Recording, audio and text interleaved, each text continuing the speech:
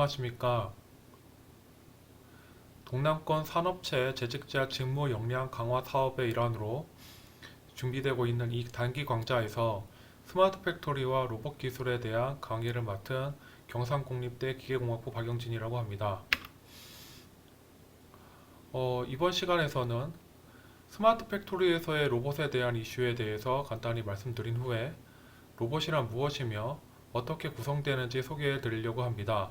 그 후 이런 로봇이 실제 현장에 어떻게 적용되는지 사례를 든 후에 마지막으로 다시 한번 로봇 적용에 관한 이슈에 대해서 얘기하고 강의를 마무리하고자 합니다.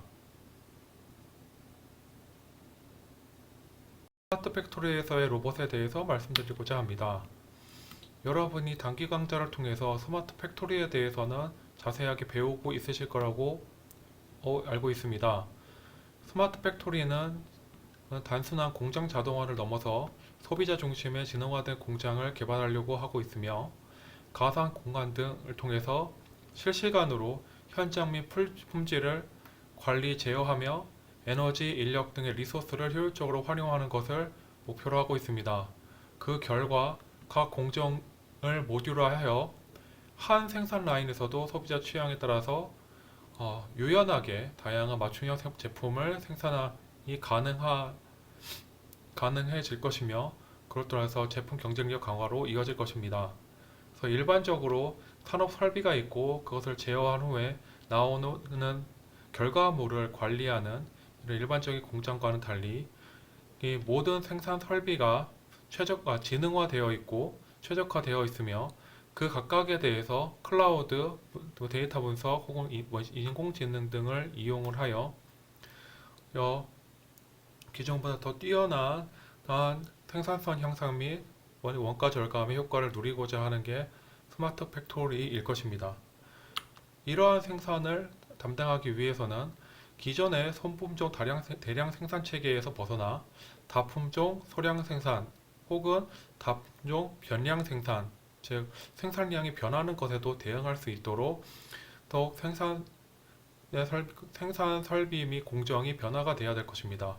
특히 소품종 대량 생산의 경우에는 생산해야 될 게 거의 정해져 있고 그것을 최대한 빨리 생산해야 되는 것이 이슈였기 때문에 구조화된 환경에서 적응할 수 있었지만 다품종 소량 생산이 되면 생산 라인도 그러니까 생산 공정이나 생산 방법 등도 어, 생산 방법 등도 이슈에 따라 가지고 또 유연하게 변경할 수 있어야 되기 때문에 이러한 스마트 팩토리의 요구 사양에 맞추기 위해서는 생산 체계에도 변화가 있어야 될 겁니다. 기존의 소품종 다량 생산 체계에서 다품종 소량 생산 체계 혹은 다품종 변량 생산 체계, 즉 같은 품종이라도 매번 생산할 때마다 수량이 바뀔 수 있는 이러한 상황에 대응할 수 있도록 또 각각의 생산 설비도 지능화돼야 될 뿐만 아니라 생산 공정도 유연하게 변경될 수 있어야 할 것입니다.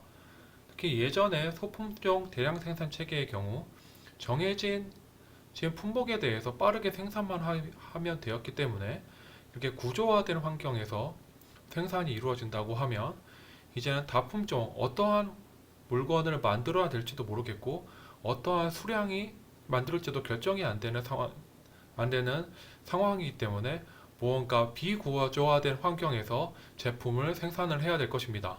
따라서 기존의 자동화 기술에서 한 단계 더 나아가서 유연하게 대처할 수 있는 자동화 기술이 필요로 하게 되었으며 아마 거기에 이제 빅데이터나 머신러닝 같은 기술이 사용될 것입니다.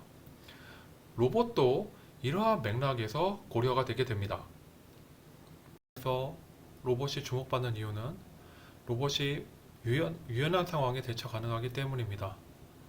기존에 우리가 사용하던 자동화 설비를 특화 장비, 특수한 기능을 수행을 하고 특수한 제품을 생산하는데 최적화되어 있는 장비라고 보고 로봇을 온다면 그것에 비해서 로봇은 범용 장비라고 볼 수 있을 것입니다.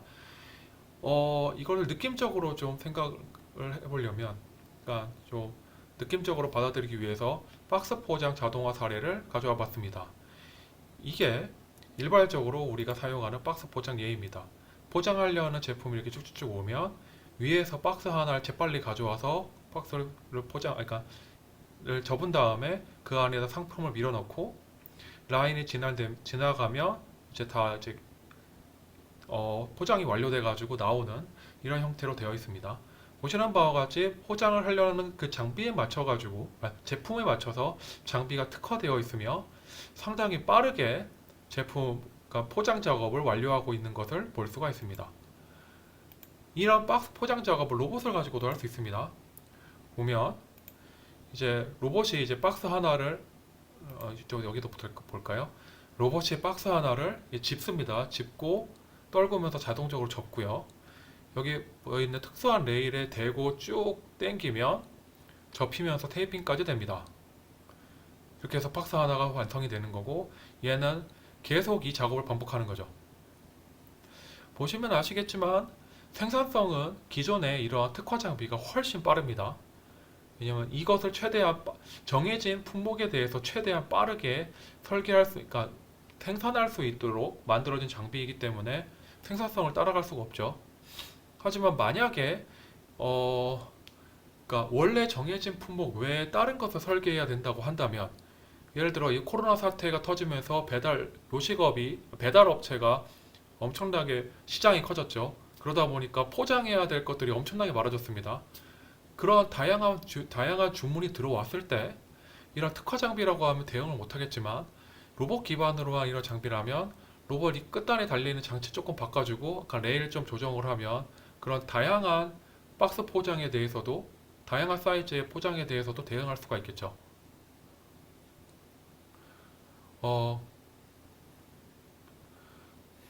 그래서 이와 같이 약간 로봇은 이런 뭔가 다양하게 쓸 수 있는 장비로서 유연하게 대처가 가능한 것 같은 느낌이 듭니다. 그러면 앞으로의 추세가 이제 이런 유연한 생산에 대응하는 것이고, 로봇이 뭔가 다양하게 쓸 수 있다고 해서 모든 생산 설비를 다 로봇으로 만드는 게 그게 옳은 걸까요? 아마 실제 적용 현장에 따라 가지고 여러 가지 이슈를 고려해서 로봇의 도입 여부가 결정이 될 것입니다. 이 부분에 대해서는 강의 말미에 다시 한번 언급하도록 하겠습니다.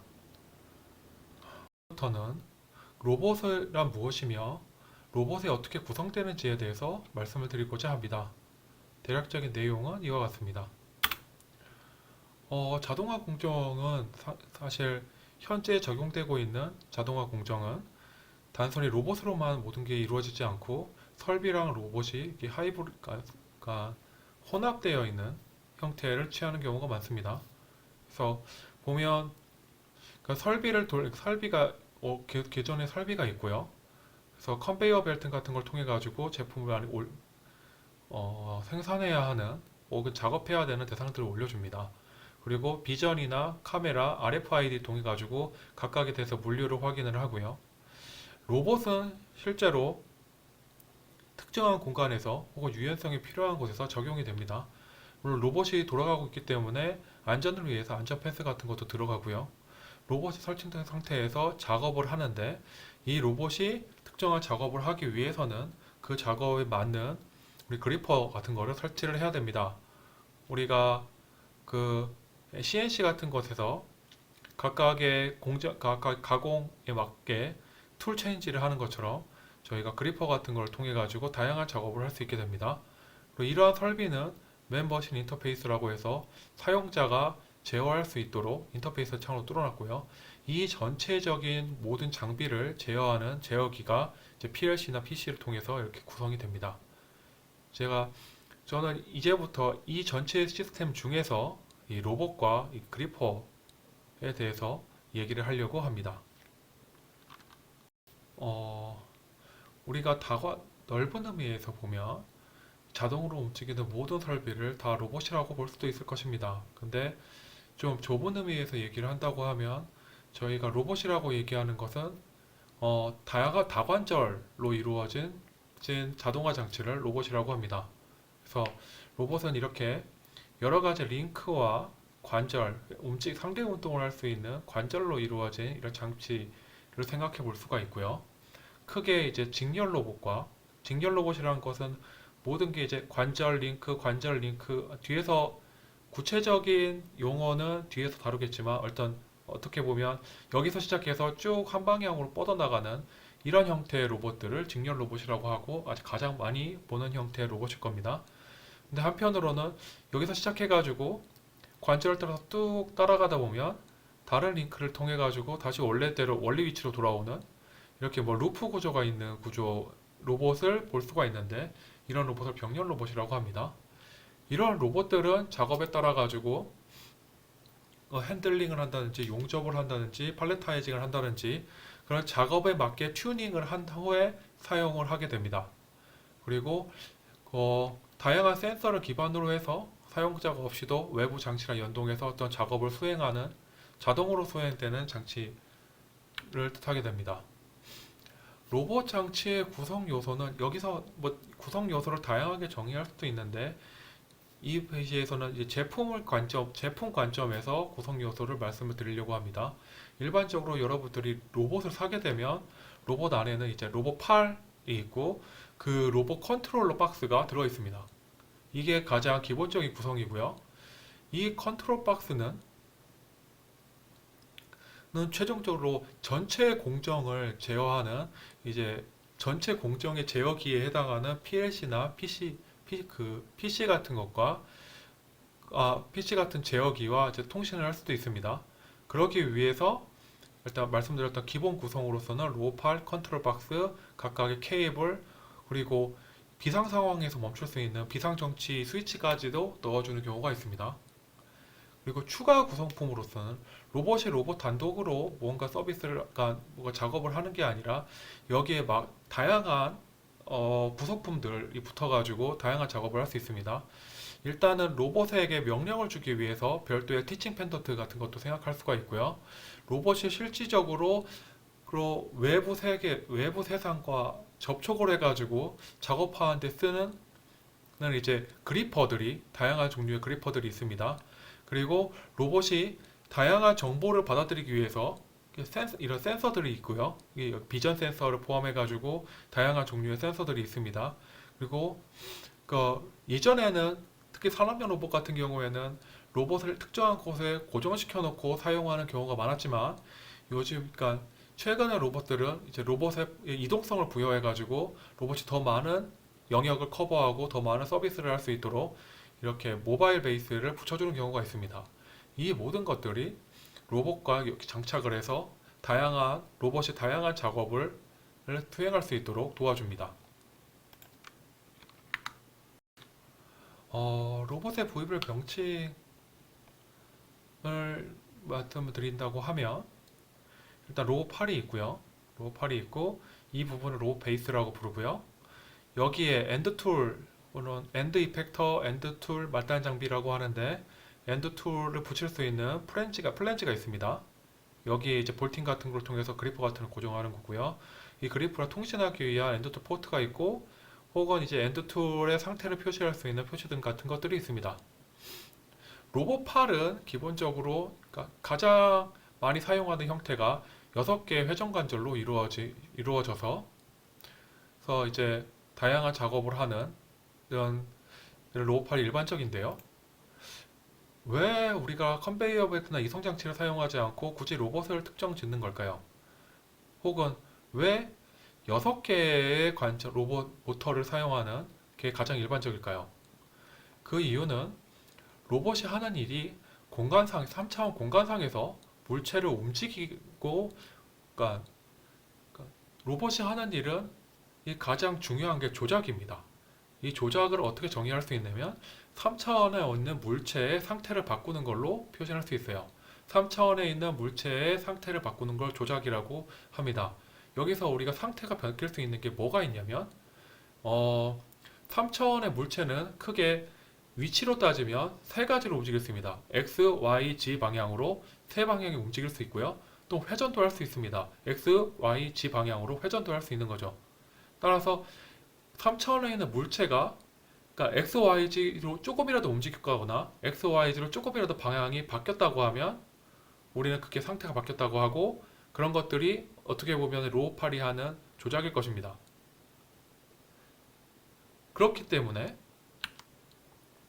로봇은 기본적으로 3차원 물체가 갖고 있는 6개의 자유도 아까도 말씀드렸다시피 X, Y, Z 세 방향으로 움직일 수도 있고 X, Y, Z 세 방향으로 방향이 바뀔 수도 있다고 했기 때문에 그 6개를 내가 원하는 대로 주기 위해서 최소한 6개의 매니플레이터가 구동기가 필요한 겁니다. 만약에 6개보다 더 많으면 어떻게 될까요? 보면 이제 이 로봇 같은 경우에는 끝단의 위치랑 방향이 일치하는 상황에 유지되는 상황에서 내부 모션이 도는 걸 볼 수가 있죠. 이 로봇도 끝단의 위치랑 방향이 고정되어 있는 상태에서 내부적으로 링크가 움직일 수가 있습니다. 이렇게 움직이는 추가적인 움직임을 통해 가지고 장애물을 회피한다든지 뭐 작업성을 높인다든지 추가적인 효과를 보기 위해서 활용할 수가 있는데요. 이거는 이제 특수한 상황인 거고 아까도 말씀드렸다시피 우리가 조작이라는 게 3차원 공간상에서 물체의 위치나 방향을 움직이는 것이라고 한다고 하면 6개의 구동기만 있어도 충분하기 때문에 기본적으로 우리는 많이 사용되는 매니플레이터들이 대부분 6축 6개의 관절을 갖는 식으로 만들어진 것을 많이 볼 수가 있습니다. 여러분이 로봇 관련해서 볼 때 자주 접하게 되는 용어에 대해서 한번 설명을 드리겠습니다. 로봇 머니플레이터는 앞에서 봤던 그 로봇팔을 뜻합니다. 이 로봇 매니플레이터, 로봇팔은 관절과 링크로 구성되어 있는데요. 관절은 로봇에서 상대 운동이 발생하는 부분입니다. 그래서 흔히 이제 회전 운동이 발생하는 회전 관절이 있고요. 직선 운동이 발생하는 직선 관절 혹은 병진 관절이 있습니다. 링크는 이 관절과 관절을 연결해주는 일종의 구조체 같은 거죠. 우리 바디라고도 부르고요. 그래서 만약에 어떤 매니플레이터가 베이스로부터 관절 링크 이렇게 순차적으로 쭉 연결되어 있다고 하면 그게 이제 개방 연쇄 구조를 갖는다고도 합니다. 작업 공간부터 이 아래쪽은 다 로봇 말단부, 로봇 엔드 이펙터를 기준으로 정의가 됩니다. 작업 공간은 로봇 엔드 이펙터가 갈 수 있는 모든 포인트를 다 찾아서 만들어지는 공간입니다. 로봇 엔드 이펙터가 접근해가지고 작업할 수 있는 모든 공간을 다 표현한 게 작업 공간이라고 보시면 됩니다. 이 작업 공간도 크게 두 가지로 나눌 수가 있는데 하나는 그냥 일단 도달할 수 있는 모든 곳을 다 점으로 찍어가지고 모아놓은 공간, 이게 도달 가능 작업 공간이라고 하고요. 아까도 말씀드렸다시피 로봇이 주로 해야 되는 것은 3차원 문제를 조작을 해야 되는 거고, 그러니까 조작할 수 있는 공간을 좀 찾아보면 도달 가능한 작업 공간보다는 작습니다. 그러니까 이런 공간을 자유자재 작업 공간이라고 합니다. 반복 정밀도는 로봇 말단부가 처음 위치에 있다가 막 작업을 하고 다시 원래 위치로 돌아왔을 때 그 위치 편차를 반복해서 측정한 값입니다. 분해능은 로봇 말단부가 얼마나 정밀하게, 얼마나 미세하게 움직일 수 있는지를 나타내고요. 가반화중은 로봇 말단부에서 얼마나 무거운 걸 들 수 있는지를 나타냅니다. 최대 속도는 로봇 말단부 엔드 이펙터가 낼 수 있는 최대 속도를 나타내고 이것이 결국은 로봇의 작업 속도를 결정을 하겠죠. 스트로크나 리치는 중요하지 않은데 스트로크는 그냥 얘가 작업하는 동안 움직였던 그 길이를 나타내는 거고요. 리치는 아까 말씀드렸던 도달 가능한 작업 공간의 사이즈를 나타낸다고 보시면 됩니다. 그래서 예를 들어서 이런 로봇이 있다고 했을 때 네, 이렇게 표현할 수가 있는 거죠. 지금 이거 로봇 베이스가 이렇게 있고 로봇이 위로도 뻗었고 아래로도 뻗을 수 있고 좌우로도 뻗은 겁니다. 지금 로봇은 이렇게 서 있는 상황이고요. 이때 이 로봇이 최대한 뻗은 상태에서 회전할 수 있는 반경은 1028mm고 얘가 이렇게 만들어지는 게 도달 가능한 작업 영역일 겁니다. 그리고 가반 하중 기준으로 봤을 때 얘 이렇게 그러니까 쭉 뻗었을 때는 여기다 무게를 견딜 수가 없고 최대 가반 하중을 견디려고 하면 적어도 약한 관절, 이 관절 정도로 꺾여 있는 상태에서 이렇게 돼야 얘가 만약에 3kg짜리 매니플레이터면 뭐 3kg을 견딜 수 있다. 그러니까 가반 하중, 최대 가반 하중이 걸 수 있는 작업을 공간을 생각하면 이제 작업 영역이 이렇게 줄어들게 됩니다. 또 하나, 로봇이 도달 가능한 작업 영역은 그냥 쭉 뻗었을 때 나오는 이 작업 영역은 1028이고 자유자재로 움직일 수 있는 작업 영역, 예를 들어서 이게 쭉 뻗어 있으면 여기서 내가 방향을 그러니까 도달을 할 수 있겠지만 방향을 줄 수는 없겠죠. 얘가 예를 들어서 이런 것처럼 이쪽 방향을 향하게는 못할 겁니다. 그래서 내가 자유자재로 장악할 수 있는 영역 을 따졌더니 또 이제 줄어들어 가지고 이러한 영역으로 표시가 될 수도 있다더라. 이렇게 표현할 수도 있을 것입니다. 로봇의 제어, 여기서는 로봇의 수동 제어를 의미합니다. 로봇은 기본적으로 프로그래밍 돼가지고 그 자동으로 움직이는 시스템이기 때문에 저희가 이제 그러니까 수동으로 제어할 일이 별로가 없는데 혹시 그러니까 로봇 예를 들어서 로봇이 어디 부딪혔다거나 혹은 내가 간단하게 테스트한다거나 그럴 때는 티칭 펜던트 버튼을 눌러가지고 조절을 할 수가 있습니다. 그런 이런 수동 조작을 우리가 조그라고 부릅니다. 조그는 크게 이제 조인트 조그와 타스크 조그가 있는데요. 조인트 조그는 각 축을 내가 개별적으로 움직이는 거를 조인트 조그라고 부릅니다. 타스크 조그는 반면에 이 작업 영역에서 3차원 작업 영역에서 움직이도록 명령을 주는 건데요. 그것도 베이스 프레임에 있는 참조 좌표계를 기준으로 로봇 끝단이 이 X축, 이 Y축, Z축으로 움직이도록 하는 게 이제 참조 좌표계 기준의 타스크 조그고요. 아니면 이 로봇 엔드 이펙터에 별도의 좌표계를 달아놓은 경우가 있습니다.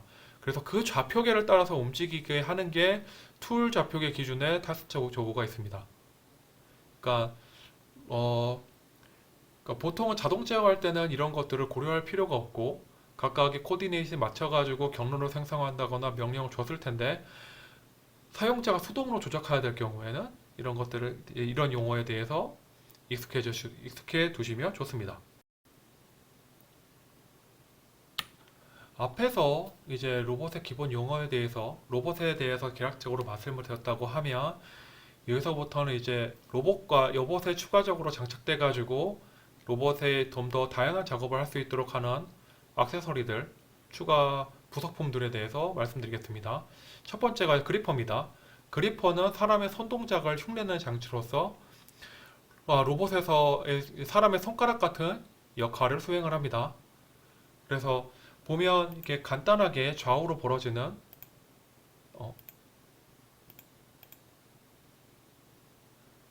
좌우로 벌어져 가지고 물체를 잡고 이동할 수 있는 이런 그리퍼도 존재를 하고요.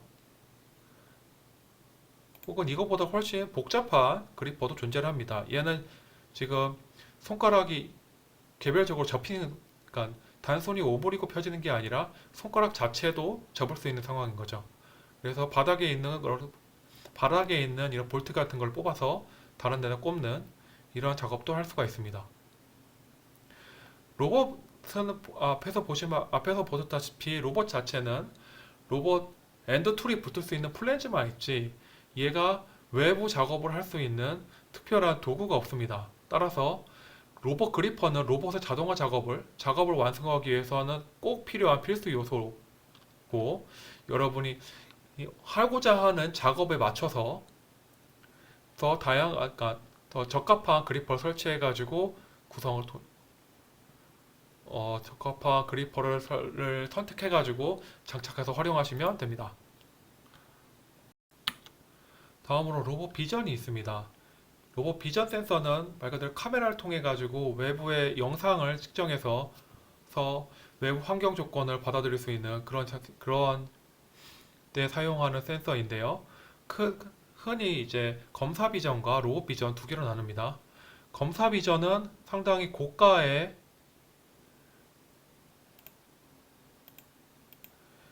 검사 비전은 상당히 고가의 시스템이고요. 예를 들어서 PCB 기판의 불량 같이 정확한 이미지를 찍어가지고 불량률을 찾아내는 그러한 정밀한 작업에 많이 사용합니다. 그래서 정확한 측정을 하기 위해서 조명까지, 암실까지 만들어가지고 조명을 제어하고요.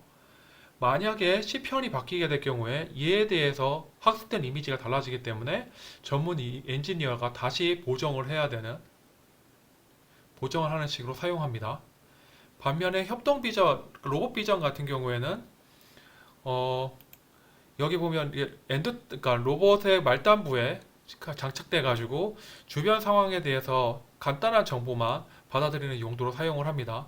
그러니까 이렇게 암시를 만들어서 작동할 정도로 정밀할 필요는 없지만 그렇기 때문에 오히려 그렇기 때문에 환경에 대한 제어가 들어가지 않아서 조명 등 주변에 대해서 신뢰성 있게 동작을 해야 됩니다. 그리고 이거에 비해서 약간이 저가로 로우팔 끝단에 붙여가지고 쉽게 사용할 수 있는 그런 센서고요. 특별히 이것처럼 정밀한 이미지가 필요하지 않기 때문에 그냥 이 로봇을 다루는 엔지니어가 충분히 배워가지고 쓸 수 있는 그런 시스템이 되겠습니다. 그래서 로봇 비전은 이와 같이 검사 비전과 로봇 비전, 비전 센서는 이와 같이 검사 비전과 로봇 비전 두 가지로 구성된다고 할 수 있습니다. 마지막으로 무인 운반차가 있습니다. 무인 운반차는 예전에는 AGV, Automatic Guided Vehicle이라고 해서 바닥에 마그넷 테이프 같은 거를 깔아놓고 그것 따라 다니는 것들을 이제 무인 운반차라고 했는데요. 요즘은 로봇 청소기 집 청소 잘하지 않습니까? 그러니까 그렇게 슬램 기술이나 내비게이션 기술이 발달함에 따라가지고 이제 자율 이동 로봇 AMR이라고 보통 하는데요. 오토노머스 모바일 로봇이라고 해서 그러니까 좀 더 자유롭게 움직일 수 있는 이런 AMR에 로봇팔을 붙여가지고 이제 그러니까 모바일 로봇이라는 형태로 해서 다양하게 활용을 하고 있습니다. 보면 단순히 물체만 이송하는 것뿐만 아니라 이제 배송도 할 수 있고요. 문 열고 닫고 찾아가는 것도 다 할 수 있고 이제 순찰, 서베일런스도 할 수 있고 안내 로봇으로서 쓸 수 있고요. 또 코로나19 때는 이게 방역 로봇으로도 활용했었습니다. 그래서 실제 생산되고 있는 게 상당히 다양한 조합의 모바일 로봇이 있고요. 로봇을 이렇게 만들게 될 경우에는 로봇이 한 군데에 고정되어 있으면 그 주변만 작업을 할 수가 있지 않습니까? 근데 이제 로봇이 이런 모바일 베이스에 묻혀가지고 움직이게 만들면 훨씬 더 넓은 영역에 대해서 다양한 작업을 할 수 있기 때문에 최근 들어가지고는 이런 모바일 로봇을 활용한 다양한 시도들을 하고 있는 상황입니다. 앞에서 말씀드렸던 그런 액세서리들과 로봇을 이용하면 이러한 작업도 할 수 있습니다. 이것은 리버풀에서 만든 로봇 케미스트라는 장비고요. 실제 그러니까 하는 일은 화학 실험을 자동화하는 겁니다. 그렇게 만드는데 실제 화학 실험실을 최대한 변형하지 않은 상태에서 만들었고요. 실제 화학 실험에서 사용하는 이런 디스펜서라든가 분석 장비라든가 이런 걸 그냥 나열해 놓고 로봇이 그것을 이동하면서 화학 실험 A에서 B를 섞어서 C를 만들고 C를 이제 반응을 시키고 희석시키고 정제해서 분석하고 하는 것들을 로봇이 다 연결하도록 만들어 놓은 겁니다. 그럼 이렇게 로봇이 돌아다니면서 초자 같은 것들 필요하다면 이제 옮겨주고요. 이렇게 옮겨주고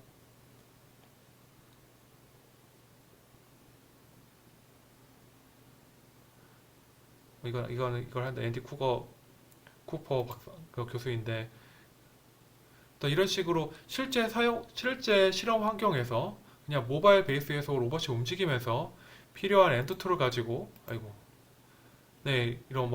이런 화학 실험 장비에도 자동화 장치에도 끼워주고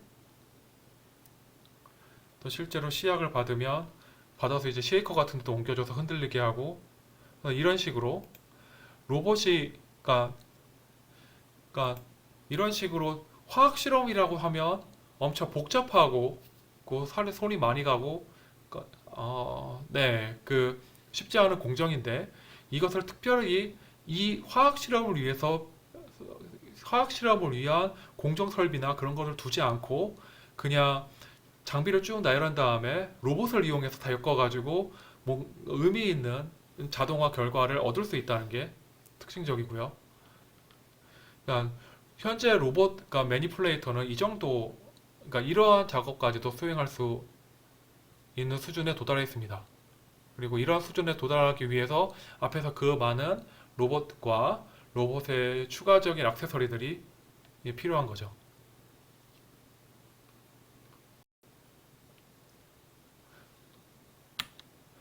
앞에서는 이제 어 앞에서는 이제 그러니까 일반적으로 볼 수 있는 로봇과 다양한 액세서리를 통해서 화학 실험 자동화 같이 이제 복잡한 작업도 할 수 있다는 걸 보여드렸다고 하면 이제는 그러한 그러니까 직렬 로봇에서 벗어나서 좀 특수한 형태의 로봇에 대해서 얘기하려고 합니다. 그 중에 첫 번째가 이제 델타 로봇입니다. 델타 로봇은 이제 병렬 로봇의 일종인데요.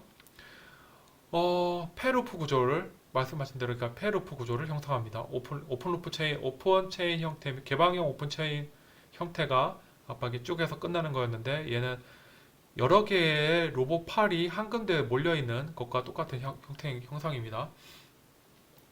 그래서 얘는 그 구조상 서로 구속되어 있기 때문에 X, Y, Z 방향으로만 움직일 수 있고 좁은 공간에서 X, Y, Z 방향으로만 움직일 수 있고 방향을 줄 수는 없습니다.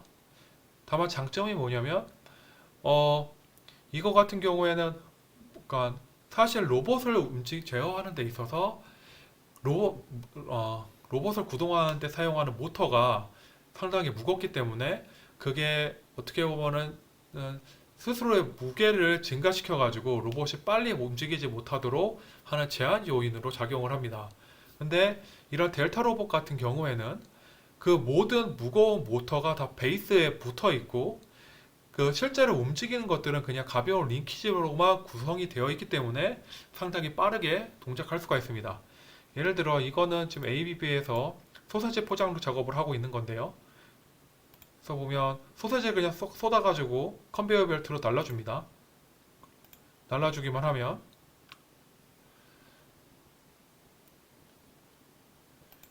델타 로봇 레드가 이것들을 쭉 받아가지고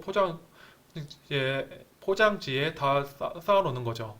그러니까 앞에서 보면은 그러니까 각각의 위치에서 채울 수 있는 소세지를 다 채우다 보니까 앞에서는 좀 비어 있을 수 있는데 뒤로 가면 뒤에서 작용하는 델타 로봇들이 그 빈 칸을 다 메꿔주기 때문에 뒤로 가면 뒤로 갈수록 다 채워지는 거죠. 그래서 보면 상당히 소세지를 잡아가지고 놓는 작업이 상당히 고속으로 이루어지고 있는 것을 볼 수가 있습니다. 이게 어떻게 보면 더 좋은 예일 수도 있는데요. 그러니까 이것도 이제 델타 로봇이랑 일반적인 그 다관절 로봇을 직렬 로봇을 옮겨 놓은 겁니다. 근데 이게 일반적인 델타 로봇의 속도고요. 이게 일반적인 직렬 로봇의 속도입니다. 보시는 바와 같이 직렬 로봇에 비해서 델타 로봇이 엄청나게 빠른 것을 볼 수가 있습니다. 이렇게 좁은 공간 내에서 빠르게 물체 조작을 하나 이동을 하는 경우에 이런 델타 로봇도 좋은 대안이 될 수가 있습니다.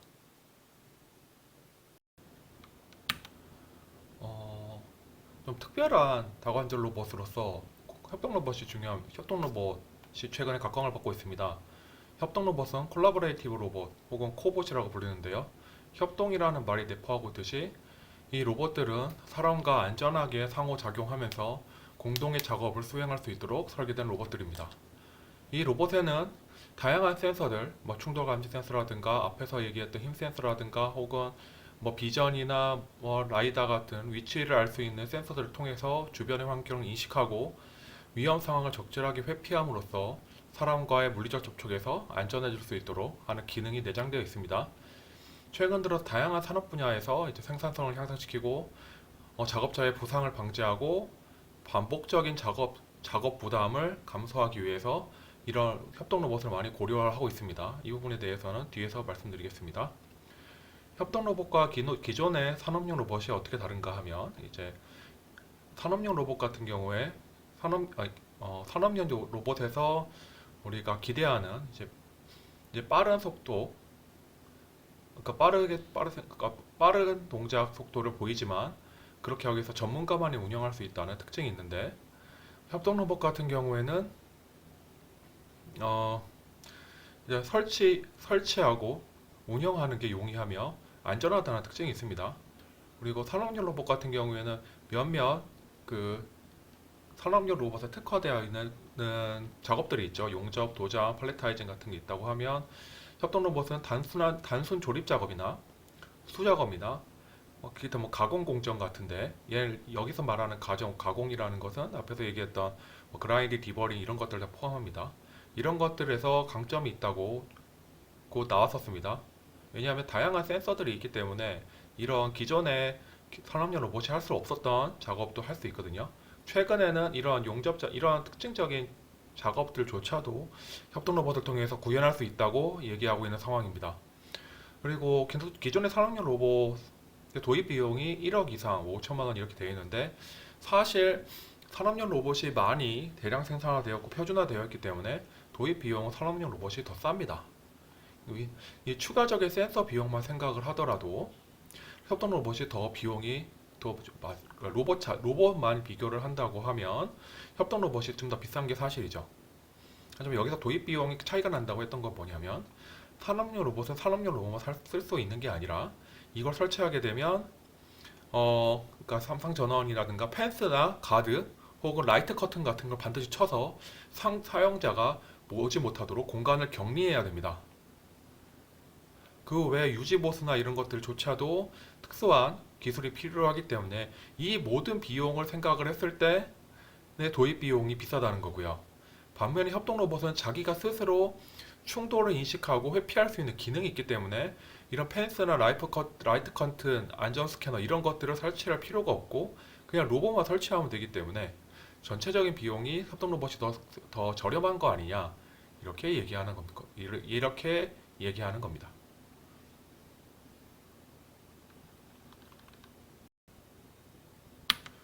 협동 로봇의 중요한 기능 중에 하나가 직접 교시가 있습니다. 직접 교시 혹은 시험 기반 작업 교시, Teaching by Demonstration이라고 하는데요. 사용자가 로봇을 수동으로 조작하여 원하는 작업을 시연함으로써 로봇에게 작업 절차를 가르치는 방식이고, 로봇은 이를 학습해서 이후에 동일한 작업을 독립적으로 수행할 수 있도록 하는 기능입니다.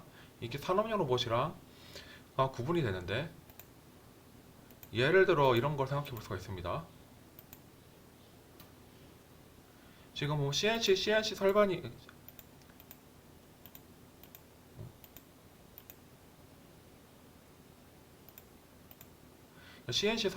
선반이 있고 옆에 작업물이 있고, 이 로봇을 이용해서 작업물을 자동적으로 거치를 하고 가공된 것을 회수하는 그런 거를 프로그래밍 하고 싶은 겁니다. 근데 이거를 이렇게 합니다. 커맨드 주고요. 사람이 직접 로봇을 잡고 움직여 가지고 어디에 작업할 거야 라고 명령을 주는 겁니다. 그 다음에 몇몇 티칭 팬런트에서 간단한 명령을 주면 이후에 이제 가공을 할 거고요. 문을 열고 난 이후에 가공물을 이것도 이제 미리 이 학습시킨 대로 움직이는 거죠. 그리고 아까 줬던 그 경로 그대로 얘가 움직이면서 작업물을 올리고 회수하는 작업을 반복합니다. 그러니까 기존의 산업용 로봇은 로봇 근처에 사람이 가면 안 됐기 때문에 모든 것을 이제 티칭 펜던트라고 특별한 인터페이스를 통해서 조작할 수밖에 없었고, 그건 다 수치로 입력해가지고 조작을 했었어야 됩니다. 하지만 협동 로봇은 사람이 근처에 있어도 안전하게 돌아갈 수 있는 로봇이기 때문에 아예 작업 경로를 사람이 직접 물리적으로 잡고 움직여서 가르칠 수가 있는 겁니다. 이게 좀 더 발전하면 이런 것도 가능합니다. 지금 이 작업자가 그러니까 목재를 샌딩을 하는 건데요. 지금 보면 초반에 이거 목재 위에서 한번 손을 흔들면 이 로봇이 이게 목재에서 샌딩하는 걸 알고 그 경로대로 왔다 갔다 거리는 겁니다. 그러다가 이 작업이 아닌 것 같아 멈추고요. 어, 이 벽제 같은 경우에는 여기서만 돌라고, 그러니까 여기서만 돌라고 이제 회전을 시키니까 얘 또 여기서만 이제 움직이고 있는 겁니다. 이렇게 간단한 사람의 수정만으로도 로봇이 지능적으로 인식을 해가지고 자기가 무슨 작업을 해야 될지 알게 되는 이러한 방식의 명령을 줄 수가 있는 게 협동 로봇의 특징이고, 이런 걸 직접 교시 혹은 시험 기반 작업 교시라고 합니다. 보시면 알겠지만 로봇 조작이 엄청 사용자 친화적이죠. 복잡한 프로그래밍 지식을 없어도 됩니다. 또 사람이 직접 잡고 움직이기 때문에 다양한 작업에 대해서도 효과적으로 작업을 줄 수가 있고요. 그래서 다양한 작업에 대해서 유연성도 유지를 할 수가, 확보를 할 수가 있고, 중간에 작업 과정 같은 건 작업 과정이나 공정을 쉽게 변경하거나 사용자가 변경하거나 조정할 수 있기 때문에 로봇에 대한 접근성도 높다고 볼 수 있습니다. 협동 로봇의 중요한 기능 중에 하나가 충돌을 감지하는 기능입니다. 충돌 감지, 다시 말해서 로봇이 작동하고 있는 동안 사용자와 이제 접촉이라든가 충돌이 있을 경우에 로봇이 능동적으로 멈춰서 작업자의 사용자의 안전을 보장하는 기능인데요. 이 충돌 감지에는 두 가지가 있습니다. 하나는 접촉식 충돌 감지. 이거는 보시는 바와 같이 제어 알고리즘이나 인공지능 같은 걸 이용해 가지고 충돌이 있다고 하면 그 충돌을 감지하고 그 이상 움직이게 하지 않음으로써 작업자에게 추가적인 이제 위해를 가하지 않는 기능을 의미합니다. 또 하나는 비접촉식 충돌 예측 기능이 있습니다. 그러니까 속도가 빠른 산업용 로봇 같은 경우에 작업자의 작업 공간 내에서 안전을 유지하기 위해서 이런 여기 거리 감지 센서, 라이다 센서 같은 걸 이용해서 작업자의 위치를 인식을 하고, 그래서 일정한 범위 안으로 사용자가 들어오면 로봇이 멈추게 함으로써 이제 작업자의 안전을 보장하려는 거죠. 그러니까 이렇게 충돌 감지 혹은 충돌 예측 기능이 로봇 자체에 탑재되어 있기 때문에 로봇이 작동하는 와중에도 작업자가 안심하고 로봇 근처로 다가갈 수 있고 로봇과 같이 작업을 할 수가 있는 것입니다. 협동 로봇의 적용 사례를 몇 가지 살펴보고 넘어가도록 하겠습니다. 협동 로봇은 이제 로봇 기술이 발달한 것도 있고, 협동 로봇 자체가 이제 사람 근처에서 돌아가는 것을 이제 추구를 했기 때문에 기존의 상업용 로봇처럼 크고 무겁고 그래서 부딪혔을 때 위험할 수 있는 그런 로봇보다는 작고 가벼운 로봇을 추구하고 있고요. 그러다 보니까 작으니까 설치하기도 쉽고 가격도 비싸지 않으니까 중소 제조 회사에서 쉽게 도입이 가능한 수준으로 발달이 되어 있습니다. 그리고 아무래도 이제 협동 로봇 자체의 시작보다는 기존의 산업용 로봇의 시장이 훨씬 크기 때문에 이제 기존의 협동 로봇 메이커들은 이제 산업용 로봇 시장을 에서 이제 산업용 로봇 시장을 노리고 있고요. 그러다 보니까 이제 기존의 산업용 로봇이 못하지만 우린 할 수 있다라든가 기존의 산업용 로봇이 하고 있지만 우리가 좀 더 잘할 수 있다, 그런 것들을 많이 어필합니다. 예를 들어 이제 도산 로보틱스에서 보여주고 있는 거는 CNC 머신에 그러니까 그러니까 소재를 물리는 이런 거를 하고 있죠. 힘 제어가 가능하기 때문에 이런 식으로 재료를 로딩해가지고 짚는 이런 것도, 그러니까 재료를 로딩해가지고 꽉 잡아서 위치가 틀어질 수 있는 이런 곳에서도 잘 대응해서 움직일 수가 있는 거죠. 또 하나는 이제 팔레타이징 같은 경우에도 기존의 산업용 로봇도 당연히 할 수 있는데 협동 로봇도 충분히 할 수 있다, 이런 걸 어필하고 있는 상황입니다.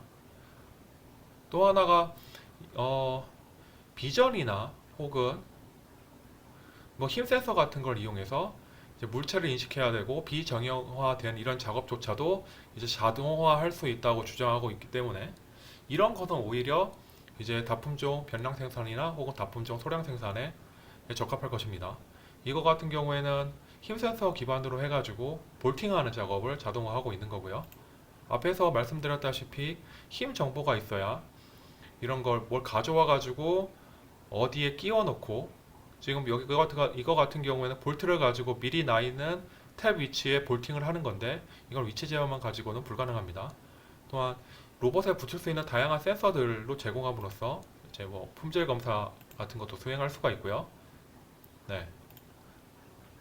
앞서 말씀드렸다시피 이제 작은 로봇이니까 작은 소재에 대한 플래팅해쟁 작업 이런 것도 가능하다고 내세우고 있습니다. 장점은 이렇게 어떤 것들을 대충 갖다 놔도 사람이 직접 교실을 통해 가지고 위치를 줄 수 있기 때문에 편하게 사용할 수 있다는 건 장점이겠지만 네, 느리죠. 그래서 네, 그러니까 이러한 케이스에, 그러니까 어, 이런 식으로 소규모의 단순 반복 작업을 자동화하는데 활동 로봇을 활용해 볼 수도 있습니다. 어, 제조 분야에서 로봇의 적용 사례에 대해서 간단하게 살펴보고 넘어가려고 합니다. 이를 통해서 제조와 관련된 로봇의 현 기술 수준에 대해서 감을 잡으실 수 있을 것입니다. 일단은 기존의 산업용 로봇을 이용해서 산업용 로봇이 제조 현장에 많이 활용되고 있고 지금도 많이 활용되고 있죠. 근데 최근 들어서 이제 협동 로봇을 이용해서 이러한 제조 산업용 로봇이 하던 것을 대체하려는 움직임이 있습니다. 예를 들면 자동차 조립 공정 같은 경우에 이게 우리가 기존에 익숙했던 로봇을 이용한 조립 공정이 되겠죠.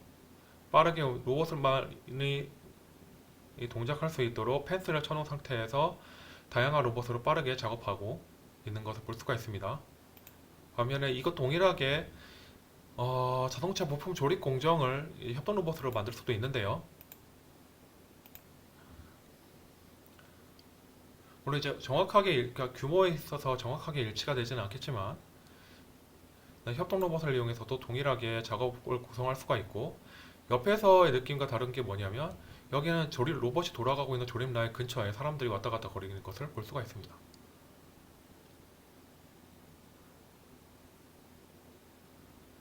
물론 이제 다양한 자체 투입하고 몰팅하고 프레싱하고 이런 것들도 다 협동 로봇을 통해서 구현을 할 수가 있습니다.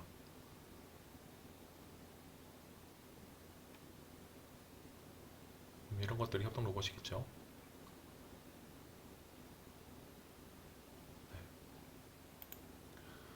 또한 이런 것도 생각해 볼 수가 있습니다. 그러면 산업용 로봇으로 해도 되고 협동 로봇으로 해도 되는 건데 일단은 협동 로봇과 여기 고속으로 움직이는 델타 로봇을 조합한 것이고요. 그래서 이 로봇을 통해서 필터를 올리면 델타 로봇이 반대쪽으로 옮겨주고 이게 올라가면 로봇에 달려있는 이 비전카 로봇 비전을 이용해 가지고 양품을 검수를 한 다음에 양품만을 옮겨 담는 이러한 시스템을 구성해 볼 수가 있고요. 보면 이 협동 로봇에 필요한 로봇 제어기가 따로 있고 이 로봇이 협동 로봇을 제어하고 로봇 비전을 가지고 검수를 할 것입니다. 그리고 여기서 위에는 델타 로봇을 이용한 델타 로봇 제어기가 또 따로 있을 거고요.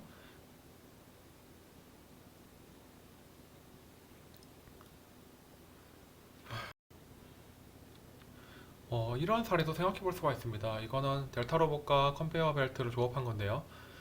협동 로봇이 팔렛에서 필터를 이제 팔레타이징 합니다. 그러면 쭉 가다가 델타 로봇이 다시 반대쪽으로 옮겨 놓고요.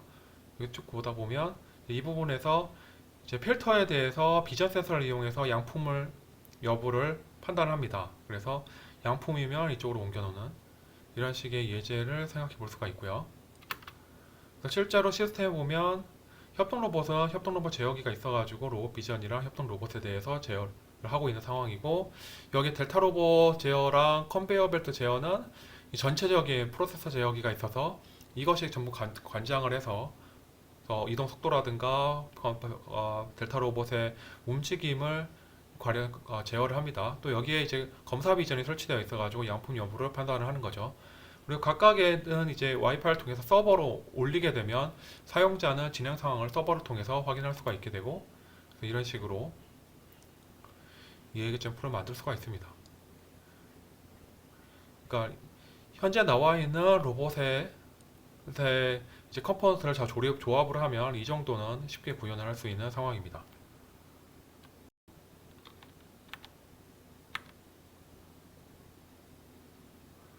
어, 산업용 로봇과 모바일 로봇, 여기서 모바일 베이스를 이용해 가지고 산업용 로봇의 활용성을 극대화하는 예를 또 있습니다.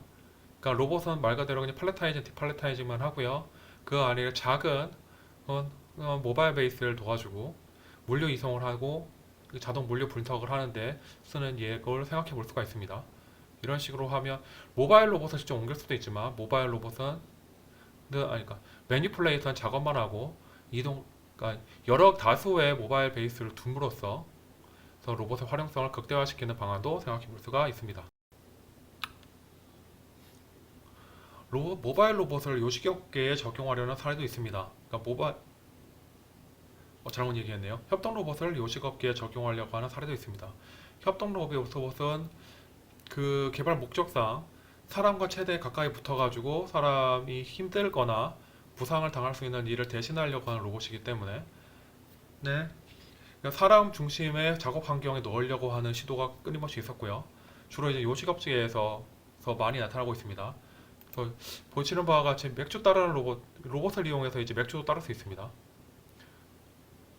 그러니까 우리가 일반적으로 사용하는 그 맥주 기계에 대해서 사람처럼 이렇게 맥주를 받아낼 수도 있고요. 치킨 튀기는 그러니까 치킨 튀기는 로봇은 유명하죠. 치킨집에서 가장 기피하고 있는 작업인 치킨 튀기는 작업을 로봇을 대체하는 경우도 있고요. 이거 같은 경우에는 약간 애매하기는 한데 이제 여기서 피자가 나오게 되면 이 로봇이 커팅을 하고 옮길 수 있도록, 그러니까 포장할 수 있도록 옮겨줍니다. 그래서 여기서 보면 아직은 사람이 하는 일이 많은데 앞에서 말씀드렸다시피 이게 만약에 사람용 로봇이었으면 작업자가 여기 근처에 이렇게 못 갑니다.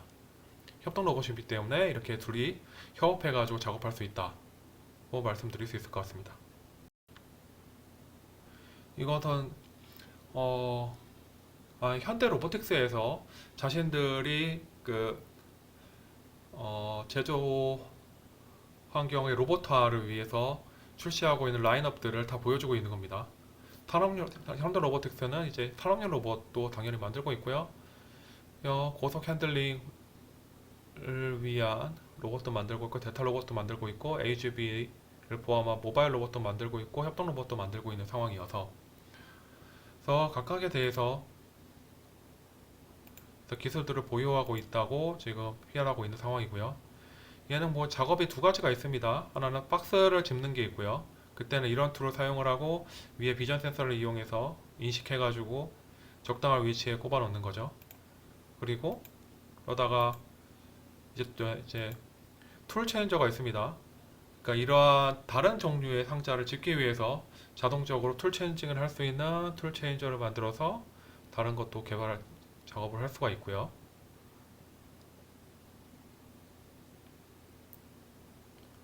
네. 비전 위에 있는, 그러니까 비전 센서를 통해서 문자 패턴 인식해가지고 그거에 따라 가지고 적절하게 다르게 대응하게 만들 수 있고, 중간에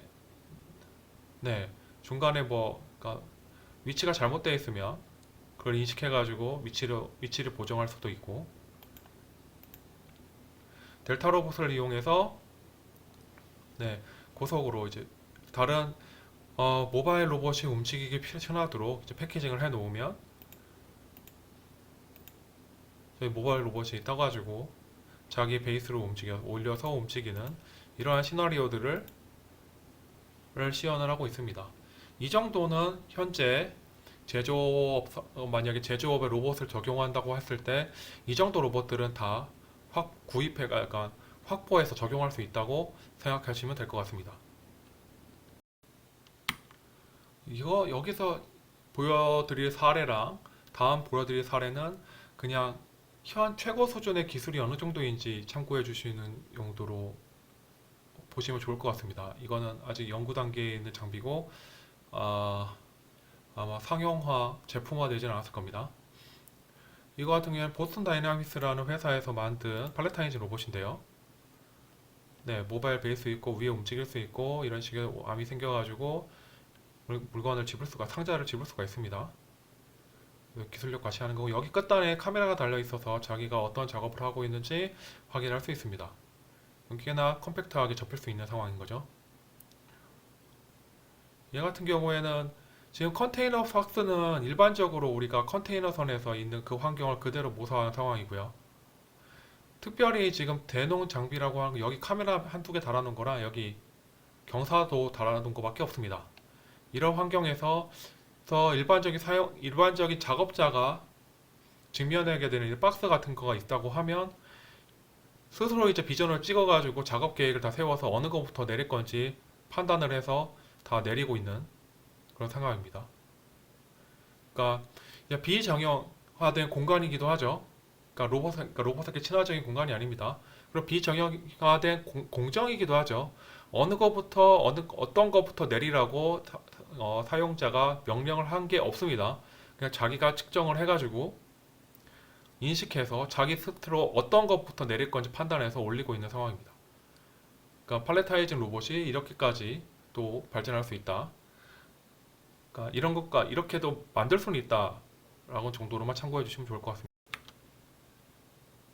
아까 비정형화된 공간이라고 말씀드렸는데요. 사실 작업자, 그러니까 우리를 위해서 만들어진 공간, 그게 제조 환경이 됐든 공정 환경이 됐든 간에 이런 환경들은 우리한테 최적화되어 있기 때문에 로봇을 도입하게 되면 로봇에 맞게 일부 변형을 해야 됩니다. 그러면 돈은 돈대로 들고요. 우리한테 최적화된 공간이 깨지는 거니까 우리도 불편해지게 됩니다. 또 만약에 인간 형태의 로봇이 도입된다고 하면 도입 비용도 줄어들고 우리의 불편도 최소화되겠죠. 그런 것의 일환으로서 이제 인간형 로봇에 대한 연구도 진행되고 있습니다. 이건 테슬라에서 만든 로봇인데요. 어떻게 걸어가가지고 또 상자도 놓고요. 필요하면 물도 줄 수 있고요. 네, 뭐 잡아가지고 이제 물도 줄 수가 있고. 또 이제 제조 환경에서 작업도 할 수 있습니다. 그래서 사람처럼 두 손으로 잡아가지고 물건을 옮기고 하는 이런 것들을 할 수가 있는 상황인 거죠. 근데 이것만 보면은 갈 길이 멀다는 생각이 듭니다. 근데 얘는 좀 다른 생각을 줄 수 있습니다. 지금 보면 위에서 작업자가 작업을 하다가 보니까 공구를 빠뜨린 거를 알게 된 겁니다. 그래서 아래 로봇한테 공구 갖다 줘 라고 명령을 주는 거죠. 그럼 이 로봇은 공구 한번 보고 자기가 지나야 될 길을 보고 일단 길부터 만들고요.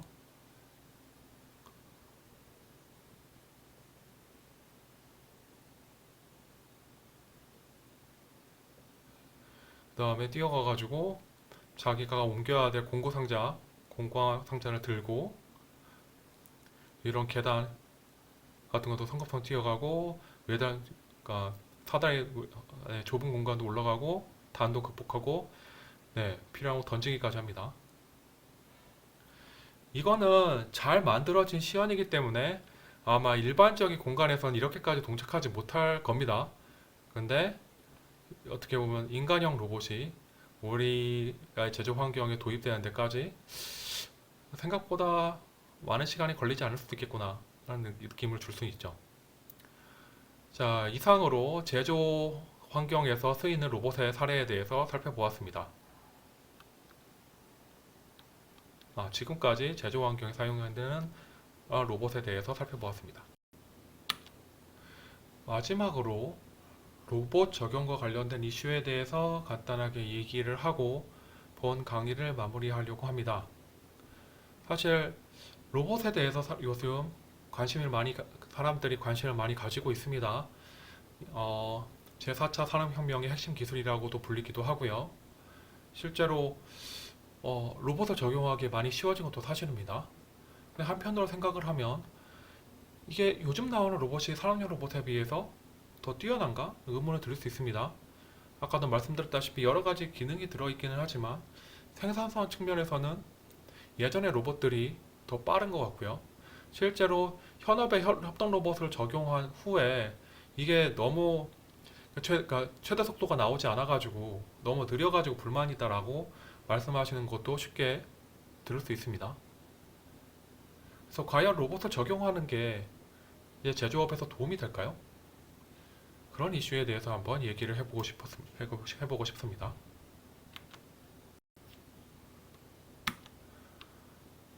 네, 이거는 삼성 SDS에서 스마트 팩토리에 대한 그래서 자신들이 만들어준 어떻게 보면 컨셉, 아, 이미지 동영상입니다. 기존의 산업 현장 같은 경우에는 비효율적인 공장 설계로 생산성도 저하되고, 현황 파악도 잘 안 되고, 데이터 활용 능력도 부족하고, 현장 대응력도 안 되기 때문에 문제가 된다. 그래서 하려고 하는 게 뭐냐면, 일단은 넥스트 플랜트라고 해서 이러한 지능형 플랜트를 제시를 하고 있는 상황입니다. 왜냐하면 설비는 다 자동화되어 있고요. 물류 라인 설계도 경우에 따라 가지고 공장의 레이아웃도 편하게 수정을 할 수가 있습니다.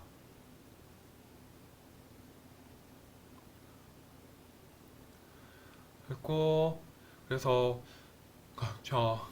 최적의 생산 환경 구축할 수 있고, 그 모든 데이터는 서버로 올려가서 실시간으로 생산 현황을 확인할 수도 있고요.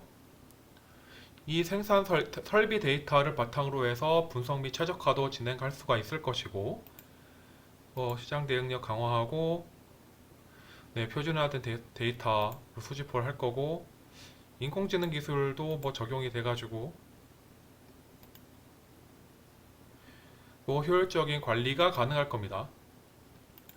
지금 SDS에서 제시하고 있는 스마트 팩토리는 이러한 기능을 구현을 달성을 할 거라고 지금 얘기를 하고 있는 상황인 거죠.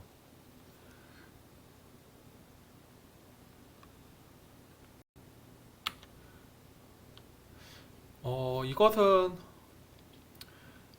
그러니까 저런 스마트 팩토리에 필요한 기술들이나 스마트 팩토리에 대한 청사진을 보면, 제가 보기에는 제 개인적인 사견으로는 스마트 팩토리는 클라우드를 통해서 관리가 되는 제조 플랫폼으로 발전해 갈 것 같습니다.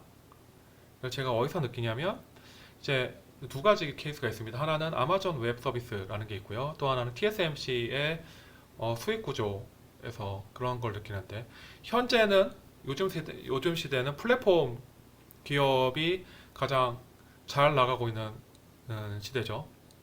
그러니까 대부분의 이제 그러니까 탑 클래스에 있는 기업들은 대부분 플랫폼 기업들입니다. 예를 들어서 이제 아마존 웹 서비스 같은 경우에는 아마존이 이 컴퓨팅, 스토리지, 데이터베이스 이러한 하드웨어적인 인프라도 다 갖춰져 있고요. 그 하드웨어적인 인프라에서 쓸 수 있는 소프트웨어적인 펑셔널 서비스도 만들어주고 있고요. 이 펑셔널 서비스 위에서 쓸 수 있는 어플리케이션 서비스도 다 만들어서 지원을 하고 있고요. 심지어 이 어플리케이션 서비스를 어떻게 엮으면 내가 원하는 서비스를 할 수 있는지, 그러니까 지에 대한 서제스천, 그러니까 추천까지 해주고 있습니다. 그래서 그러니까 아마존 웹 서비스 자체는 특별한 이거 자체가 이런 구조를 통해 가지고 어떠한 것을 생산한다거나 어떤 것을 구현하거나 하지 않습니다. 그러니까 사용자가 예를 들어서 웹 서비스를 개발하고 싶은 사용자가 있다거나 기계학습이나 혹은 인공지능을 개발하고 싶은 사용자가 있다거나 기타 다른 소프트웨어를 만들고 싶은 사용자가 여기서 이제 아마존 웹 서비스를 사용할 수 있는 키를 구매를 하면, 그 키를 바탕으로 해가지고 이 서비스들을, 그러니까 이 아마존 웹 서비스에서 제공하는 서비스들을 이용해가지고 내가 원하는 소프트웨어를 손쉽게 만들어낼 수 있는 겁니다. 이게 어떻게 보면은, 그러니까 그래서 이제 아마존 웹 서비스 자체가 플랫폼이라고 얘기를 하는 거고요. 사용자는, 그러니까 그 이 플랫폼에 대한 사용권을 구매한다고 볼 수도 있습니다. 내가 어떠한 정도의 이제 GPU 몇 장, 컴퓨터, CPU가 어떤 거, 메모리 어느 정도, 그래서 그 밖에 필요한 데이터베이스라든가 그런 것들이 필요해 라고 하고, 이 자원들을 내가 언제부터 언제까지 쓸 거야 라고 얘기를 하면, 만약 이 플랫폼 상에서 그런 가용 자원이 있다고 하면 돈 받고 그걸 쓰게 하는 겁니다. 그러면 사용자가 이제 컴퓨팅 리소스를 가지고 무슨 작업을 할지는 아마존 웹 서비스는 관심이 없는 겁니다. 사용자도 내가 그런 서비스만 이용할 수 있으면 이 플랫폼이 어떻게 돌아가는지에 대해서는 신경을 안 써도 되는 거죠. 이렇게 만들어 놓고 전 세계적으로 이제 이런 사용 신청을 할 수 있도록 풀어놓은 결과, 네, 막대한 수익을 이룰 수 있는 그런 구조를 만들어낸 것 같습니다. TSMC도 마찬가지죠. 대만에 있는 TSMC는 반도체 생산 회사인데, 이 회사는 자기만의 반도체 칩을 생산하지 않습니다. 자신들이 디자인해서 어떠한 특정한 칩을 개발하지 않습니다. 다른 회사에서 디자인한 칩에 대해서 위탁 생산을 하는데요.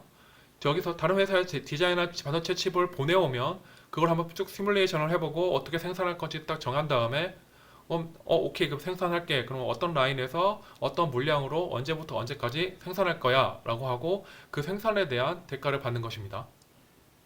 그러니까 TSMC는 반도체를 생산할 수 있는 모든 인프라를 갖고 있지만 자신들이 그 인프라를 갖고 무엇을 만드는 게 아니라 외부에서 그런 개발 의뢰를 받아가지고 그것대로 만들어주는 형태이고요. 그리고 의뢰하는 사람 입장에서 보면은 자신들은 제조 설비에 대한 관리하거나 그런 능력이 없음에도 불구하고 TSMC의 플랫폼 사용에 대한 사용 권한을 구매함으로써 언제부터 언제까지는 자기들이 그걸 이용해가지고 자신들이 원하는 반도체를 만들어내는 그러한 구조를 취하고 있다고 볼 수 있습니다.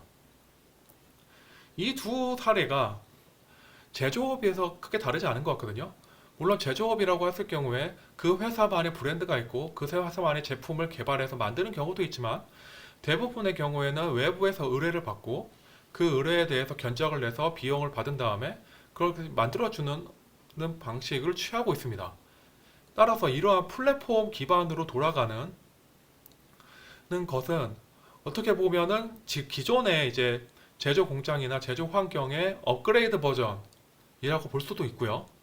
저희 그러니까 제조업체에서 많이 얘기가 되고 있는 게 이제 규모가 영세하다. 대부분 그러니까 특히 경남 같은 경우에는 중소기업들이 그러니까 하는 경우가 대단히 많죠. 이게 어떻게 보면 대기업형 제조업의 형태가 아닌가 하는 생각도 듭니다. 근데 이렇게 만들려고 하면 전제가 돼야 되는 게 있습니다. 신뢰성이 있어야 되는 거죠. 예를 들어 아마존 웹 서비스에서 내가 코딩을 하는데 내가 원하는 대로 만들 수 있다는 거에 대해서 전제가 되지 않을까. 신뢰할 수 있으면 내가 굳이 여기에 있는 그러니까 컴퓨팅 리소스를 대여해서 사는 게 아니라 제가 그냥 컴퓨터 사고 뭐 사고 했겠죠. TSMC도 마찬가지입니다. 내가 이걸 위탁 생산을 하는데 저도 이제 장사를 하는 입장에서 언제까지 어떤 물량이 확보가 돼야 됩니다. 그럼 이 회사가 언제까지 그 물량을 확보해 줄 수 있다는 거에 대해서 신뢰성을 부여할 수 있어야 되고, 혹은 이 회사에서 만든 반도체 칩이 내가 생각한 대로 돌아간다는 거에 대해서 사용자에게 신뢰성을 주지 않는다고 하면 애초에 이런 플랫폼 기반의 경제가 굴러갈 수가 없습니다. 그것을 해결해 줄 수 있는 게 디지털 트윈과 메타버스인 것 같습니다.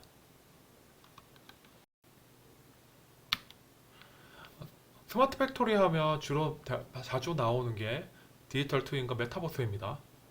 저는 이제 디지털 트윈과 메타버스가 만약에 만들어진다고 하면 이게 차세대 클라우드 접속용 사용자 인터페이스로 사용할 수 있지 않나 생각이 듭니다.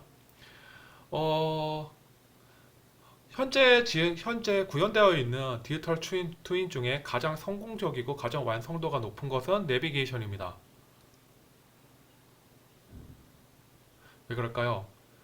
그러니까 현재 이제 우리가 그러니까 핸드폰이나 어떤 뭐 내비게이터를 통해 가지고 얻을 수 있는 내비게이션에는 우리나라 전체에 대한 지도가 다 들어가 있고요. 어디부터 어디까지 갈 경로를 어디에 도착한다고 했을 때 필요한 경로를 다 여기서 그러니까 계산을 해가지고 추천도 해주고요. 추천도 해줍니다. 근데 만약 여기서 끝났다고 하면 내비게이션은 그냥 어떻게 보면 가상의 지도 같은 거고 구글 맵 같은 거에서 끝났겠죠. 근데 이 내비게이션이 진짜 파워풀한 게 뭐냐면 가상의 공간에서 예측한 거랑 현실의 내 간 거랑 거의 차이가 없다는 겁니다. 내가 내비게이션 따라 움직이고 있으면 내비게이션은 교통 현황이랑 내 GPS 정보를 바탕으로 해서 이 내비게이션의 정보를 끊임없이 업데이트합니다. 그렇기 때문에 내가 내비게이션 그러니까 내비게이션을 따라서 운전을 하게 되면 실제로 도착한 시간이 거의 차이가 없는 거죠. 저희는 내비게이션을 보면서 운전을 하기 때문에 이것이 얼마나 대단하다는 것을 잘 생각을 못 하는데, 만약에 제가 보고 있는 내비게이션 화면을 제 와이프나 제 자식들이나 딴 사람들이 보고 있다고 하면 그 사람들은 제 운전 상황을 보지 않는다 하더라도 제가 어디에 있고 어떤 경로로 가고 있고 언제 도착할지 거의 정확하게 알 수가 있습니다.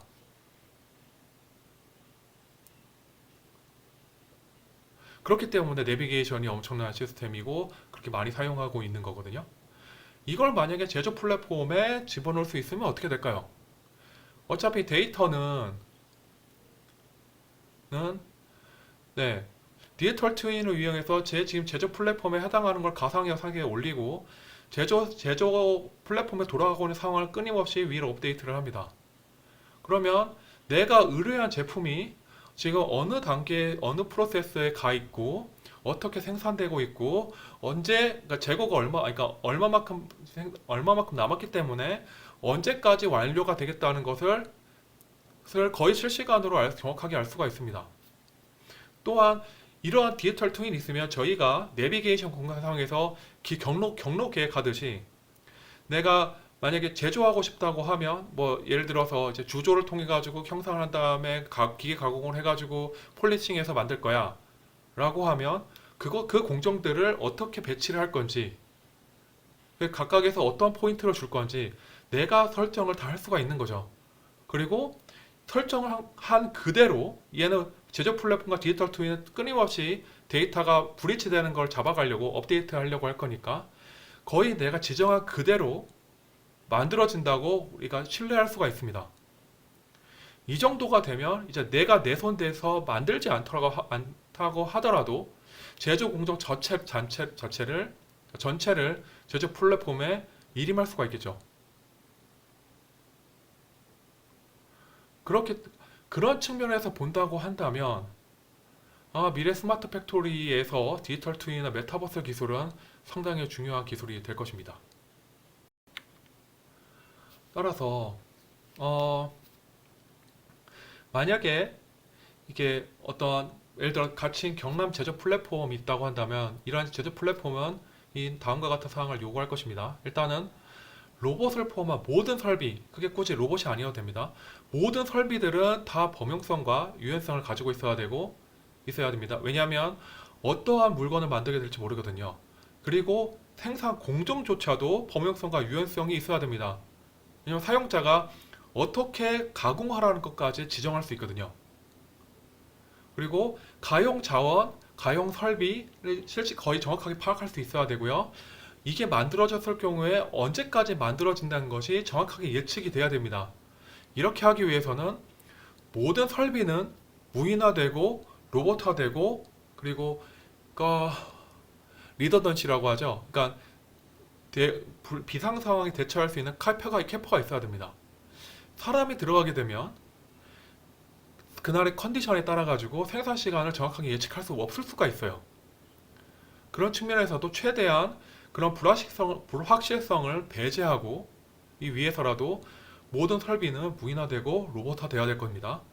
그리고 클러스터와 생산성을 확보하고 특히 이제 비상 상황에 대응할 수 있게 하기 위해서 같은 기술들이 특정 기술 구역에 집중될 수가 있습니다. 예를 들어서 가공하는 사람들을 한쪽에 모아놓을 수 있고요.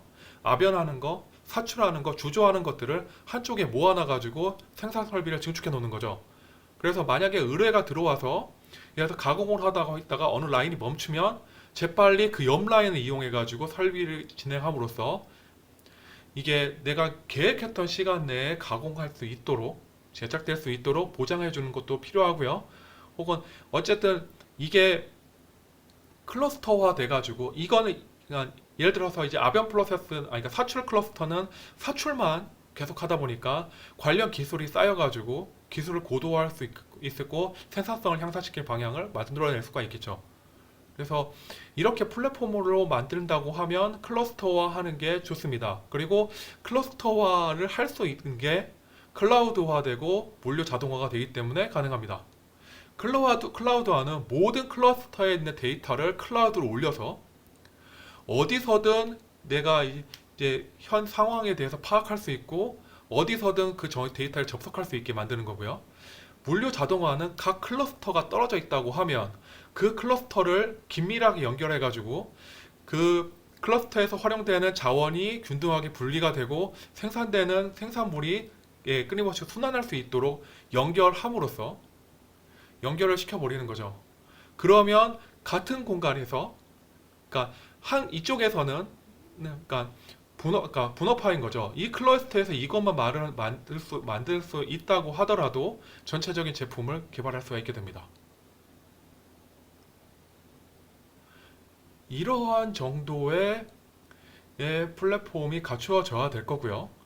이건 아마, 그러니까 이렇게 만들려고 한다고 하면, 어,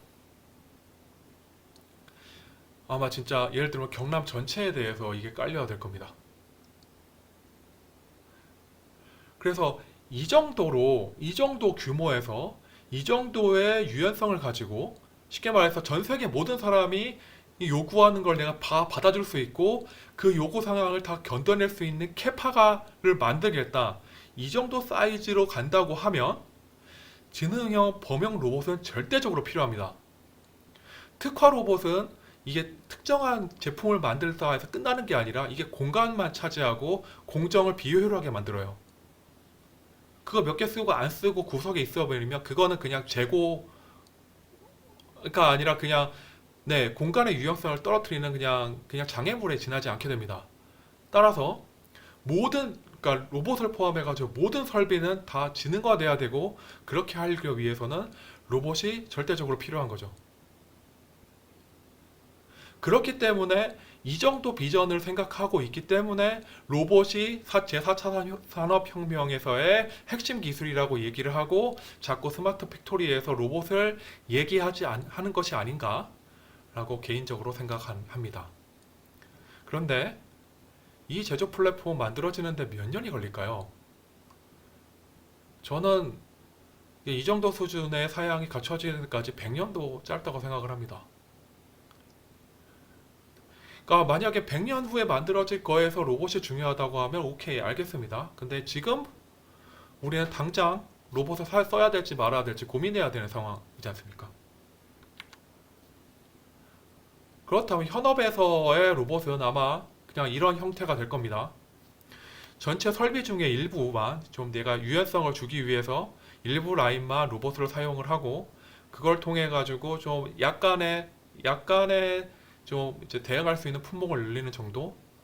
이게 아마 당분간 그러니까 제조업이나 그런 쪽에서 로봇을 도입하는 형태가 아닐까 싶습니다. 아니면 아예 로봇을 빼고 설비 자체가 유연성을 갖게 만들 수도 있을 것 같습니다. 이거 같은 경우에는 박스 포장하는 시스템인데요. 다양한 사이즈의 포장 상자를 다 대응할 수가 있습니다. 그래서 보내면 아무 물건에다 집어넣는 거죠. 그러면 이것에 맞춰가지고 상자 접어서 움직일 수 있습니다.